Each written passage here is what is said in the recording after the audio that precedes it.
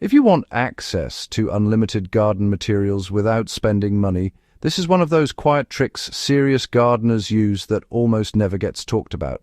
Before we get into it, just make sure you subscribe to Evergreen Garden, leave a comment with your growing zone or what you're working on this season, and, share this with another gardener who's tired of buying things that nature already provides for free.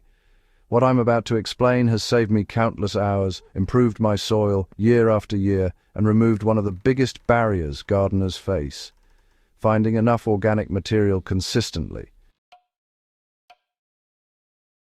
The reason cardboard quietly became one of the most valuable garden resources is pretty simple, really. Cardboard solves multiple problems at once, which is why experienced gardeners value it so highly. It suppresses weeds, builds soil, holds moisture, feeds soil life, and replaces expensive landscape fabric without introducing plastic into your garden. What makes cardboard unique is how it breaks down slowly enough to do real work, but fast enough to disappear within a season or two, depending on climate and thickness. Worms love it, fungi thrive under it, and soil bacteria use it as a steady carbon source. The challenge has never been whether cardboard works in the garden. The challenge has always been how to get enough of it without buying rolls or hoarding boxes in your garage.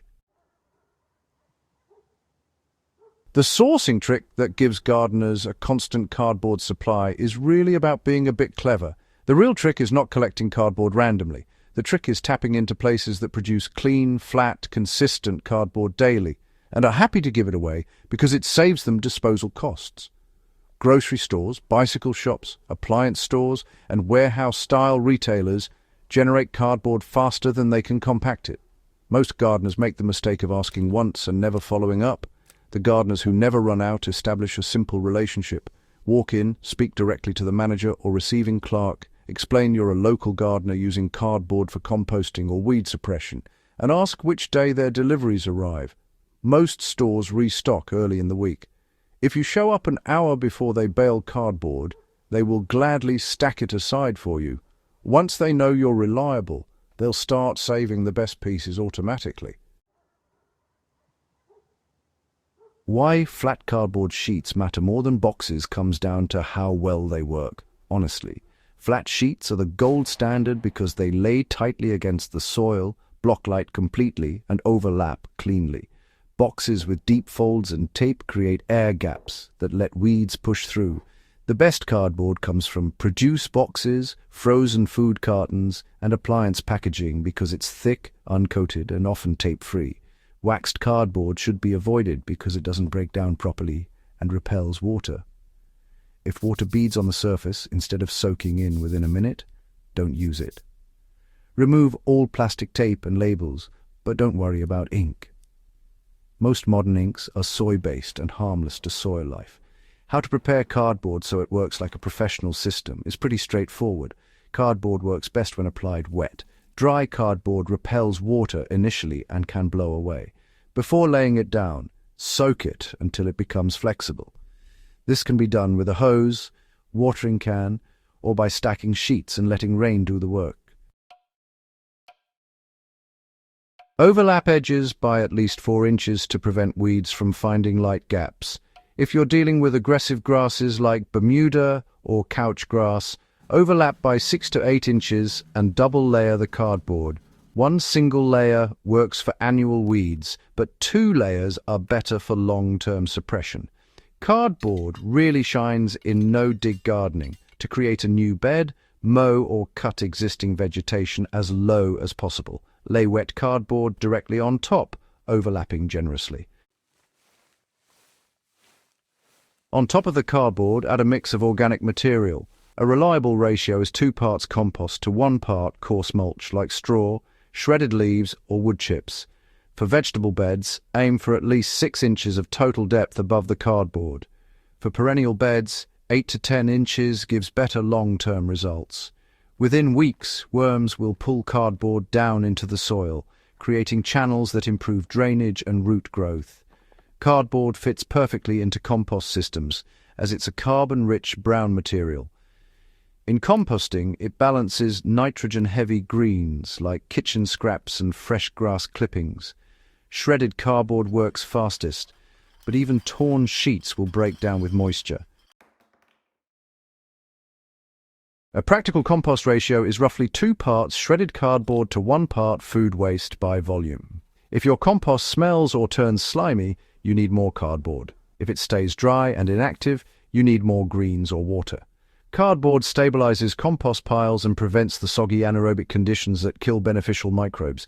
Now, using cardboard paths can really help eliminate constant weeding. Garden paths are honestly one of the most overlooked uses of cardboard. Just lay down cardboard directly on the soil, overlap it well, soak it, then cover with wood chips about 4 to 6 inches deep. This combination can suppress weeds for a full growing season or even longer. The cardboard blocks light, while the wood chips regulate moisture and temperature. Over time, the path actually improves the soil beneath it, instead of compacting it like gravel does. When the cardboard disappears, simply add another layer and refresh the chips. As cardboard decomposes, it feeds fungi that create soil aggregates. This in turn improves crumb structure, allowing roots to penetrate deeper and water to infiltrate instead of just running off. In clay soils, cardboard helps break compaction by encouraging biological activity. In sandy soils, it slows drainage and increases water retention. The result is soil that holds moisture longer, but at the same time drains excess water more efficiently. This is why gardeners notice better plant health even when rainfall patterns stay the same. Let's talk about common mistakes gardeners make with cardboard and how to avoid them. One common mistake is leaving cardboard exposed to sunlight. UV light dries it out and slows decomposition. Always cover it with mulch or compost. Another mistake is using glossy or heavily printed cardboard, which can contain coatings that resist breakdown. So stick to plain brown cardboard whenever possible. Some gardeners also place cardboard too late in the season, after weeds have already gone to seed.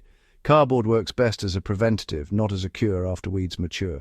The gardeners who benefit most from cardboard don't see it as a one-time fix. They build it into their seasonal routine. At the end of each harvest, cardboard goes down before mulching. New beds begin with cardboard.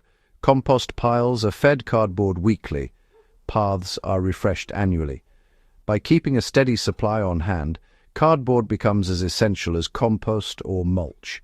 Once you establish one reliable source, you'll never scramble for material again. Now, why does this trick separate struggling gardens from thriving ones? Gardens fail most often because soil is neglected. Cardboard quietly addresses soil health, moisture control, weed pressure, and nutrient cycling all at once. It's not flashy. It doesn't come in a bag, but it works consistently year after year. Gardeners who master sourcing and using cardboard stop fighting their gardens and start guiding them instead. That's the difference between constant effort and sustainable success. If this guide helped you, subscribe to Evergreen Garden, share this with another gardener who needs it, and leave a comment telling me how you plan to use cardboard in your garden this season. Your soil will thank you, and so will your future harvests.